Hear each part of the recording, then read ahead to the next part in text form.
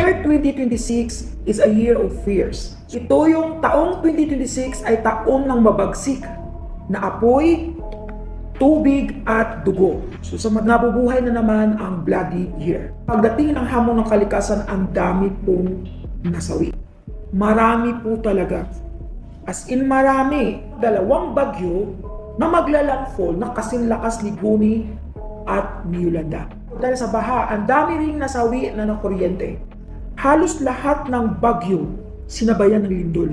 Ito yung pinaka-worst talaga dito. Kasi yung bagyo, kahit umuulan na siya, may bagyo na habagat lang ang dating, malakas ang buhos ng ulan, pero sinasabayan ng mga ilang paglilindol. Yung Indonesia kawawa, kasi alam mo ba by next year, halos yung mapa ng Indonesia, palahati nun, halos lubog. 6 na bulkan na mag-eruption.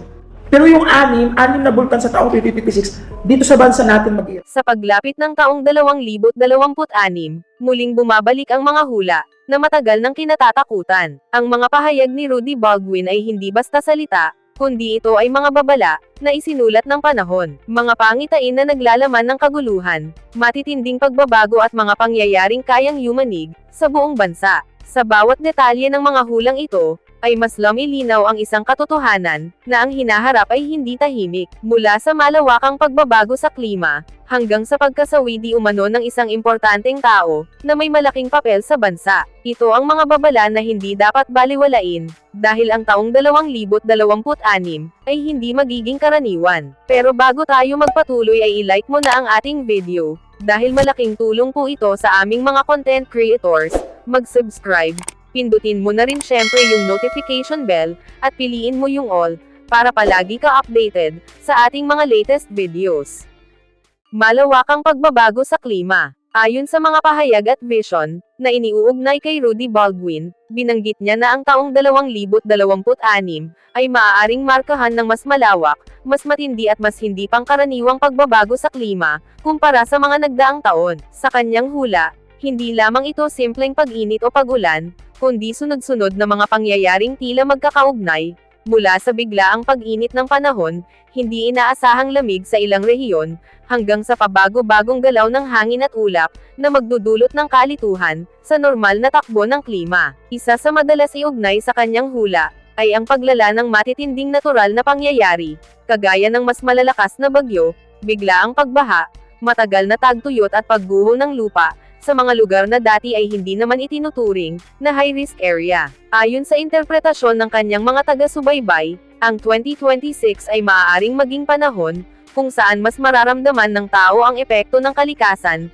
hindi lamang sa isang bansa, kundi sa iba't ibang panig ng mundo, na tila sabay-sabay o magkakalapit ang mga insidente. Binanggit din sa kanyang hula ang epekto ng climate change sa kabuhayan at pamumuhay ng tao, partikular sa agrikultura, supply ng tubig, at kalusugan. May mga lugar na maaaring makaranas ng kakulangan sa ani, dahil sa hindi na masundan ang dating panahon ng taniman, habang ang iba naman ay haharap sa sobrang ulan o init. Sa ganitong konteksto, ang pagbabago sa klima ay hindi lang usaping pangkalikasan, kundi direktang makakaapekto sa ekonomiya, pagkain at pang-araw-araw na buhay ng mga komunidad. Pero mahalagang linawin na ang mga ito ay hula at interpretasyon lamang, at hindi opisyal na siyentipikong forecast. Gayunpaman, marami ang nakakakita ng pagkakatugma ng kanyang sinasabi sa mga babala ng siyensya tungkol sa patuloy na paglala ng climate change. Sa ganitong paraan, ang hula ni Rudy Baldwin para sa 2026 ay nagsisilbing paalala na anuman ang pinagmulan nito, ang paghahanda, pagiging mulat at paggalang sa kalikasan, ay mas lalong nagiging mahalaga sa mga susunod na taon.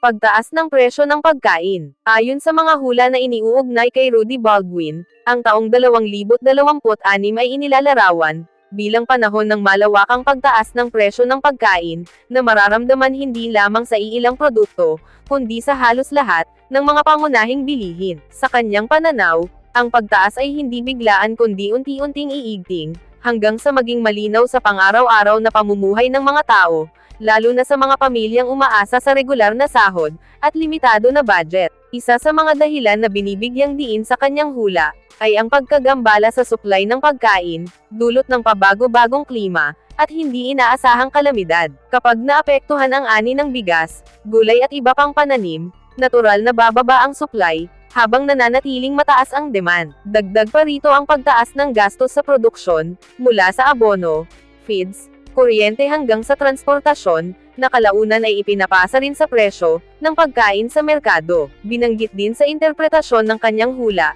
na maaaring lumala ang sitwasyon dahil sa pag-asa ng ilang bansa sa mga imported na pagkain. Kapag tumaas ang presyo sa pandaigdigang pamilihan, o maghina ang halaga ng pera, mas nagiging mahal ang pag-angkat ng mga pangunahing produkto. Sa ganitong kalagayan, ang lokal na presyo ay lalong tumataas, at ang epekto nito ay mas ramdam ng karaniwang mamamayan, kaysa sa malalaking negosyo. Sa kabuuan, inilalarawan ng hula ni Rudy Baldwin ang 2026, bilang isang hamon sa kakayahang mag-budget at mag-adjust ng mga tao, kung saan ang pagkain ay isang pangunahing pangangailangan, ay nagiging mas mahal at mas sensitive, sa anumang pagbabago sa ekonomiya, at kalikasan. Para sa marami, ito raw ay panahon ng mas maigting na pagtitipid, mas maingat na pamimili, at mas malaking epekto ng bawat galaw ng presyo, sa araw-araw na buhay. Pag-usbong ng bagong teknolohiya, na maglilipat ng trabaho. Ayon sa mga pahayag at interpretasyon, na iniuugnay kay Rudy Baldwin, ang 2026 ay magiging mahalagang taon, para sa malawakang pag-usbong ng mga bagong teknolohiya, na maaaring makaapekto sa istruktura ng trabaho, sa buong mundo. Sa kanyang hula, ang artificial intelligence, robotics, automation at iba pang high-tech innovations, ay hindi na lamang basta tuklas, ngunit magiging karaniwan sa maraming industriya, mula sa pagmamanufaktura at logistics, hanggang sa serbisyo at mga opisina. Ito raw ang magpapabilis sa pag-transform ng mga tradisyonal na trabaho, patungo sa mas automated at digital na sistema. Isa sa mga binigyang diin sa hula, ay ang pagpapalit ng mga tradisyonal na trabaho ng teknolohiya, kung saan maraming posisyon ang maaaring mawala o mabawasan, dahil sa mas epektibong makina at software. Halimbawa ay mga routine at paulit-ulit na gawain, tulad ng basic data entry,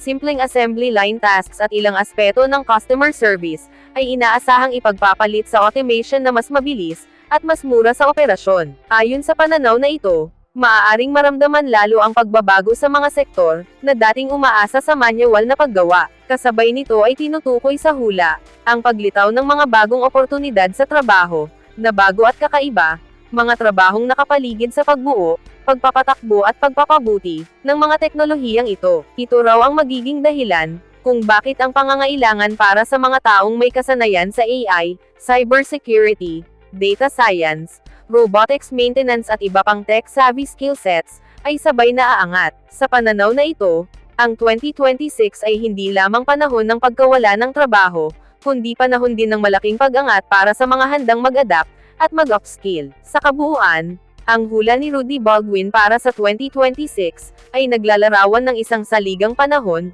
kung saan ang teknolohiya ay magdudulot ng malaking pagbabago sa mundo ng trabaho, isang yugto ng pagtransforma, kung saan ang mga dating tradisyonal na trabaho ay papalitan ng mga automated na sistema, at ang mga bagong oportunidad ay lalabas para sa mga may kakayahang sumabay, sa mabilis na pag-unlad ng teknolohiya. Ang mga pagbabagong ito ay inaasahan, na magdudulot ng pag-asa at hamon sa sabay na pagkakataon, para sa mga manggagawa sa iba-ibang sektor.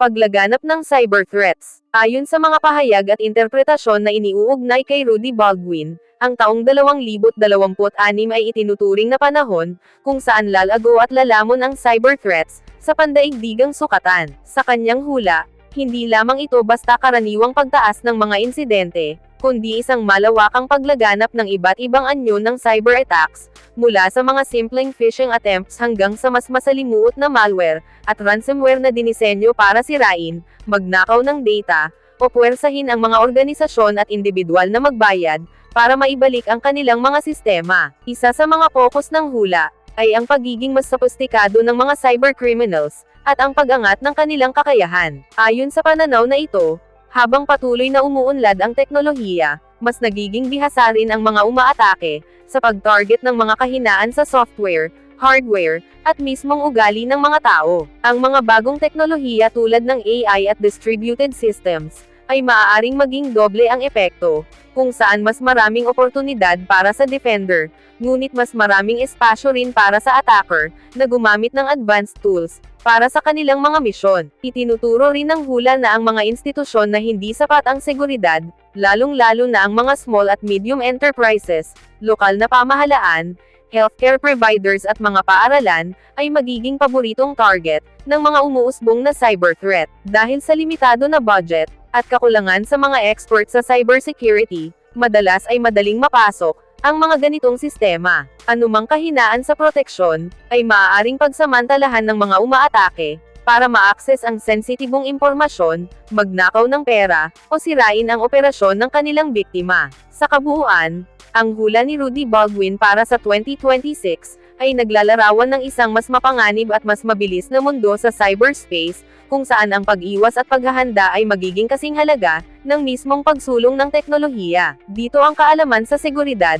mas matibay na proteksyon, at patuloy na pag-upscale ng mga empleyado at organisasyon, ay inaasahang magiging susi upang mapanatili ang kaligtasan laban sa mga patuloy na umuusbong na mga cyber threat.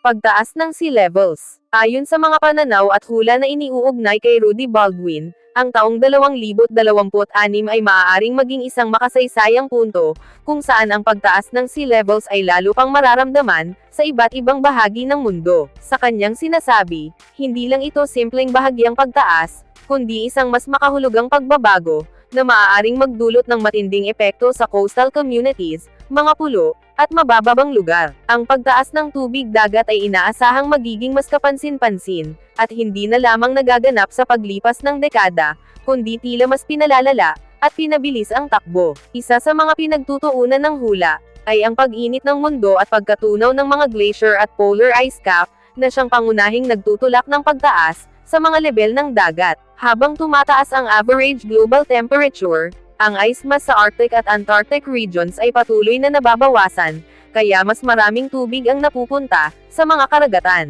Ayon sa pananaw na ito, ang mga lugar na dati ay bihirang baha, o bahagyang naaapektuhan lamang ng high tide, ay maaari nang makaranas ng mas madalas, at mas malalim na pag-apo ng tubig dagat, sa taong 2026.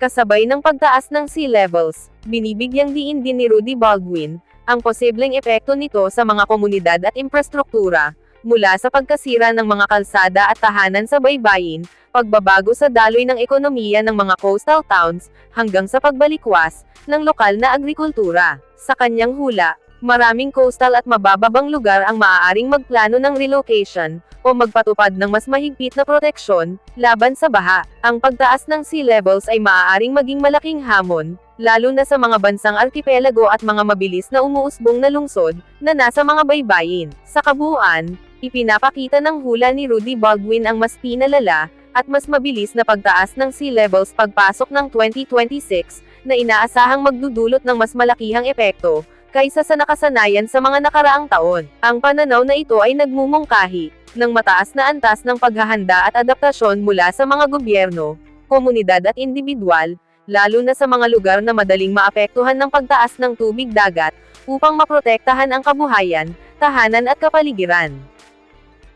Epekto ng global political tensions. Ayon sa mga pahayag at interpretasyon na iniuugnay kay Rudy Baldwin, ang taong 2026 ay maaaring maging isang yugto ng mas malalang global political tensions.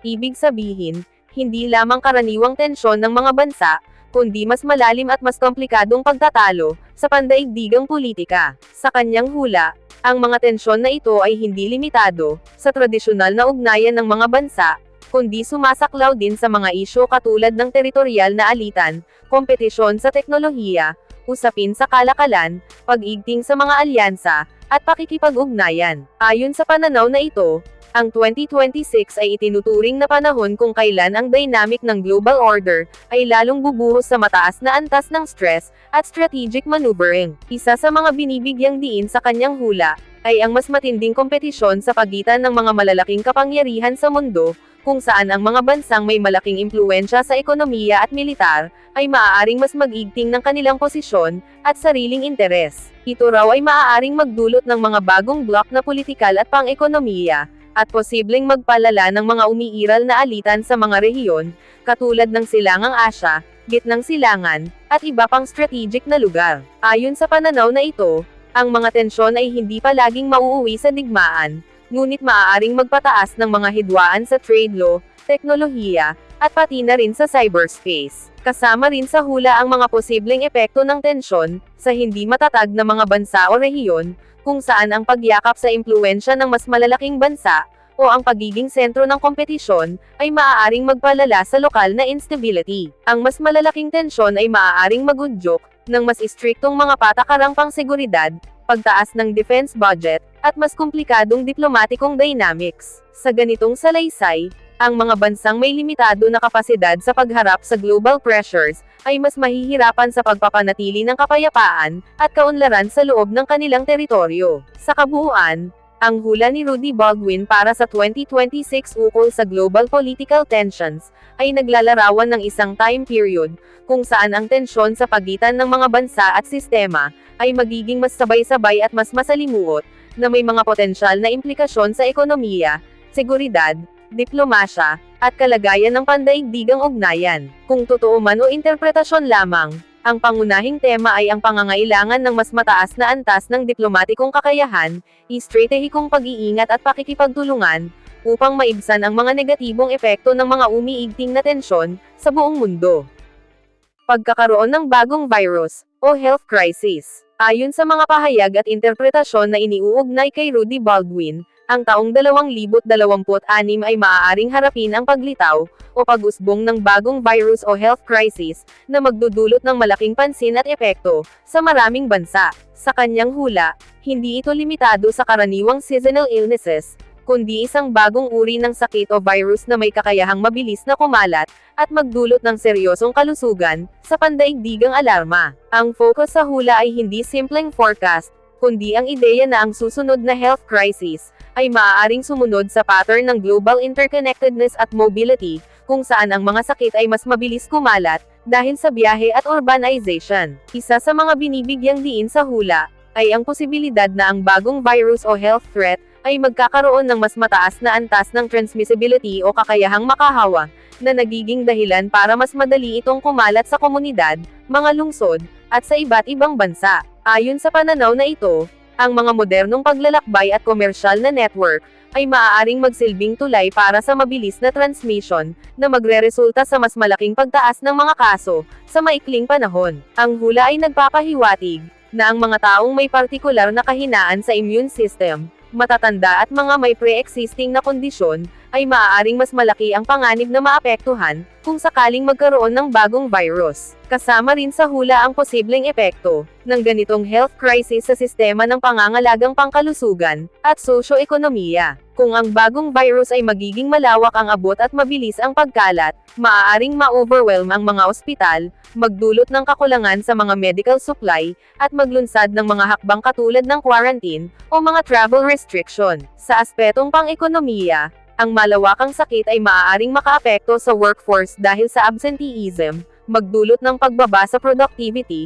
at magpabago sa mga policy ng trabaho at edukasyon, habang ang mga bansa ay nagbabalanse, upang pigilan ang pagkalat at protektahan ang kanilang mamamayan. Sa kabuuan, ang hula ni Rudy Baldwin para sa taong 2026, patungkol sa bagong virus o health crisis, ay naglalatag ng isang senaryo, kung saan ang mundo ay dapat maging mas mulat at handa sa posibilidad ng isang bagong public health threat. Ang pananaw na ito ay nakatuon sa kahalagahan ng malalim na surveillance, mas mabilis na research at development para sa diagnostics at bakuna, at mas mahusay na koordinasyon sa pagitan ng mga bansa at health agencies, upang mapigilan ang malawakang epekto ng anumang umuusbong na sakit. Ang tema ng hula ay hindi lamang pagtataya, kundi paalala sa importansya ng kahandaan at prevention, sa harap ng mga potensyal na banta sa ating kalusugan. Pagbabago sa ekonomiya ng Pilipinas. Ayon sa mga pahayag at interpretasyon na iniuugnay kay Rudy Baldwin, ang 2026 ay posibleng maging isang makabuluhang taon para sa ekonomiya ng Pilipinas, na may mga pagbabago at pag-aangkop na maaaring magdulot ng parehong hamon at oportunidad para sa bansa. Sa kanyang hula, binibigyang diin ang pag-usbong ng bagong mga sektor, at ang pag-angkop ng mga industriya sa mga bagong teknolohiya, pati na rin ang epekto ng mga global na kaganapan sa lokal na ekonomiya. Ito ay tinuturing na panahon ng pagbabago, kung saan ang tradisyonal na paraan ng pagnenegosyo at pamumuhunan, ay kailangang mas mapabilis ang modernisasyon, upang manatiling competitive. Isa sa mga posibleng senaryong binabanggit sa hula, ay ang pagsusulong ng digital economy, at teknolohiyang pangnegosyo sa Pilipinas. Sa pananaw na ito, ang paggamit ng automation, artificial intelligence at iba pang digital platforms, ay inaasahang mas malaki ang papel sa mga susunod na taon, lalo na sa mga sektor katulad ng finance, e-commerce, logistic at serbisyo. Ang pag-shift patungo sa digital at tech-driven systems, ay maaaring magbukas ng mga bagong oportunidad, para sa mga kabataang workforce at mga negosyante na may kasanayan sa bagong teknolohiya, pero kasabay nito ay nangangailangan ng mas malaking pagsasanay, at adaptasyon sa mga manggagawa. Binibigyang diin din sa hula, ang impluwensya ng pandaigdigang merkado at kalakalan sa ekonomiya ng Pilipinas. Maaari raw itong magkaroon ng epekto sa export-import balance ng bansa, lalo na kung magkakaroon ng pagbabago sa mga patakaran ng kalakalan, pagtaas ng presyo ng raw materials, o pagbabago sa mga global supply chain. Ang mga ganitong salik ay maaaring magdulot ng pressure sa inflation, at presyo ng mga bilihin sa lokal na pamilihan, kaya't inaasahan na ang pamahalaan at mga negosyante, ay kailangang magpatupad ng mga estratehiya, para mapanatili ang katatagan ng ekonomiya. Sa kabuuan, ang hula ni Rudy Baldwin para sa 2026 ukol sa pagbabago sa ekonomiya ng Pilipinas, ay naglalarawan ng isang yugto kung saan ang bansa ay inaasahang haharap sa mas maraming transition at transformation, mula sa tradisyonal na mga sektor patungo sa mas modernong mga industriya, mas malawak na paggamit ng teknolohiya, at mas masalimuot na ugnayan sa global na ekonomiya. Ang pananaw na ito ay nagbibigay diin sa kahalagahan ng kahandaan ng workforce, pagsasanay at pagsuporta sa mga bagong oportunidad, upang mapaunlad ang ekonomiya sa harap ng mga bagong hamon, at pagbabago ng panahon. Pagbabago sa lifestyle, at urban living. Ayon sa mga pahayag at interpretasyon na iniuugnay kay Rudy Baldwin, ang taong 2026 ay inaasahang magiging panahon ng malalaking pagbabago sa lifestyle at urban living sa maraming lungsod at komunidad sa buong mundo, kabilang ang Pilipinas. Sa kanyang hula, hindi lamang ito simpleng pagbabago ng uso o trend, kundi isang mas malalim na transformation sa paraan ng pamumuhay ng mga tao, kung paano sila magtatrabaho, magpapahinga, makikisalamuha at magsasagawa ng mga araw-araw na gawain. Ang ideyang ito ay nakapokus sa mabilis na pag-unlad ng teknolohiya, pag-shift sa mga bagong halaga sa lipunan, at ang pangangailangan ng mga tao para sa balance na buhay, sa gitna ng modernisasyon. Isa sa mga binibigyang diin sa hula, ay ang paglago ng hybrid at remote living arrangements, kung saan mas maraming tao ang magkakaroon ng lifestyle na hindi nakasentro sa tradisyonal na opisina o mga urban downtown area. Ayon sa pananaw na ito, ang mga bagong henerasyon ng manggagawa ay mas binibigyan ng halaga ang flexibility sa oras at lugar ng trabaho, kaya't nagiging mas popular ang work-from-home setups, flexible co-working spaces, at suburban o semi-urban living. Bilang resulta, inaasahang magkakaroon ng pagbabago sa urban planning at arkitektura, upang mas suportahan ang ganitong uri ng pamumuhay, mula sa mas maraming green spaces hanggang sa mga digital infrastructure, na mas angkop sa modernong pangangailangan. Tinutukoy din sa hula ang pagbabago sa mga prioridad ng lifestyle, kung saan mas maraming tao ang magiging mas malay sa kalusugan, sustainability, at holistic well-being. Ang mga lungsod ay inaasahang magtataguyod ng mga proyekto at serbisyo, na nagbibigay diin sa malinis na hangin, mas sariwang pagkain, accessible na healthcare, at ligtas na pampublikong espasyo. Sa ganitong pananaw, ang urban living ay hindi lamang tungkol sa pagiging sentro ng negosyo at e-commerce, kundi maging espasyo na sumusuporta sa mas balance na pamumuhay, isang kombinasyon ng produktibidad, kalusugan, at kalidad ng buhay. Sa kabuuan, ang hula ni Rudy Baldwin para sa 2026, patungkol sa pagbabago ng lifestyle at urban living, ay naglalarawan ng isang mas flexible, mas integrated, at mas malay na paraan ng pamumuhay. Ang mga pagbabago na ito ayon sa kanyang pananaw, ay hindi lamang pansamantala, kundi bahagi ng mas malawak na shift sa kung paano nakikita, at isinasabuhay ng mga tao ang kanilang pang-araw-araw na buhay sa modernong panahon, isang lifestyle na mas iniaangkop sa mga bagong teknolohiya, mas malawak na pagpapahalaga sa kalusugan at sustainability, at mas malalim na pagnanais para sa personal fulfillment, sa gitna ng mabilis na urban development. Pagkakaroon ng malawakang natural disasters. Ayon sa mga pahayag at interpretasyon na iniuugnay kay Rudy Baldwin, ang taong 2026 ay maaaring maging panahon ng mas malawak at mas matinding natural disasters sa iba't ibang bahagi ng mundo. Sa kanyang hula, hindi lamang ito tungkol sa pangkaraniwang baha, bagyo o lindol, kundi sunod-sunod at sabay-sabay na pangyayaring natural na maaaring magdulot ng malawakang epekto sa kabuhayan, infrastruktura, at kaligtasan ng tao. Ang ideya ay nakatuon sa posibilidad na ang kalikasan ay magpapakita ng mas malakas at hindi inaasahang pagbabago na direktang mararamdaman ng mga komunidad. Isa sa mga binibigyang diin sa hula ay ang pagpapalala ng epekto ng climate change sa likas na kalamidad. Ayon sa pananaw na ito, mas madalas at mas matindi ang mga bagyo, baha, landslide at tagtuyot dahil sa pagbabago sa klima at abnormal na pattern ng panahon. Halimbawa, mga lugar na dati ay bihirang tamaan ng matinding baha ay maaaring makaranas ng delubyo, habang ang mga rehiyon na palaging maulan ay maaaring makaranas ng landslide o pagguho ng lupa. Ang hula ay nagpapahiwatig na ang mga disaster-prone na lugar ay kailangang maging mas handa at mas resilient sa mga ganitong pangyayari. Tinutukoy din sa hula ang malawakang epekto sa tao at lipunan, kabilang ang displacement ng mga residente, pagkaantala o pagkasira ng mga infrastruktura, at pagkaapekto sa ekonomiya at kabuhayan. Ang malalaking natural disasters ay maaaring magdulot ng kakulangan sa pagkain, malinis na tubig at kalusugan, at maaari ring maghina ang mga lokal na sistema ng emergency response. Sa ganitong pananaw, ang pamahalaan, komunidad at individual ay kailangang magplano ng contingency measures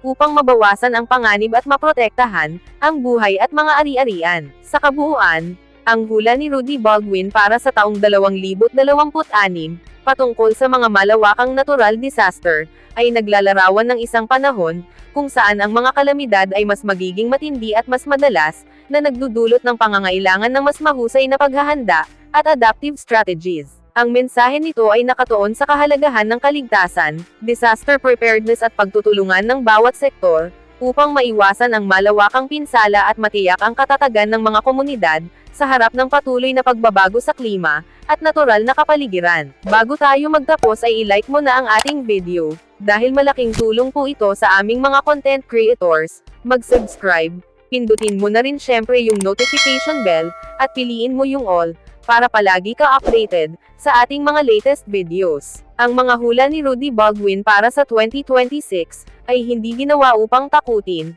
kundi upang gisingin ang kamalayan ng bawat isa. Ang mga babala ay nagsisilbing paalala na ang hinaharap ay maaaring magbago sa anumang oras. Ang pagiging handa, mulat at mapagmatsyag ang tunay na sandata laban sa anumang paparating. Sa huli, ang tanong ay hindi kung mangyayari ang hula, kundi kung handa tayong harapin ang anumang maaaring idulot ng taong 2026. See you on our next videos.